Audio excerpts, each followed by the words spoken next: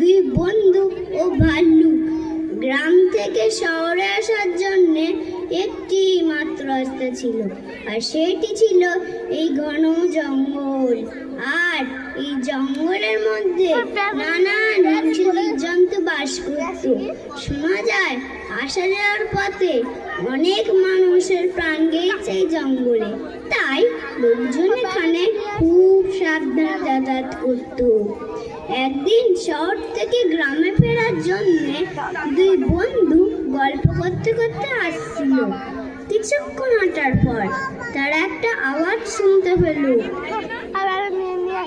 প্রথম বন্ধুটি বলল, দ্বিতীয় বন্ধুটি বলল, ভাই এটা কিসের শব্দ? প্রথম বন্ধুটি বলল, আমি ঠিক বুঝতে পারছি না। আরে একটা ভাল্লুক আমাদের দিকে এগিয়ে আসছে। কোনো উপায় না দেখে প্রথম বন্ধুটি তাড়াতাড়ি করে গাছের ওপরে উঠে পড়ল। দ্বিতীয় বন্ধুটি বলল, ভাই আমাকে গাছে উঠতে সাহায্য করো। দুঃখিত ভাই, আমি আগে নিজের প্রাণটা বাঁচাই।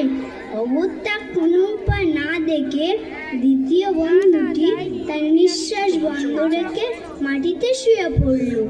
এরপর ভাল্লুকটি দ্বিতীয় বন্ধুর কাছে এলো।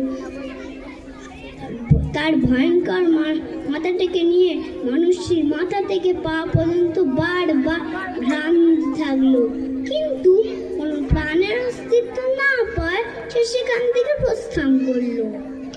এবার প্রথম বন্ধুটি গাছ থেকে নেমে বলল, ভাই ভাল্লুকটি তোমার কানে কানে কি বলছিল? প্রকৃত বন্ধুকে সেটা কিন্তু বিপদের সময় বোঝা যায় ভাই।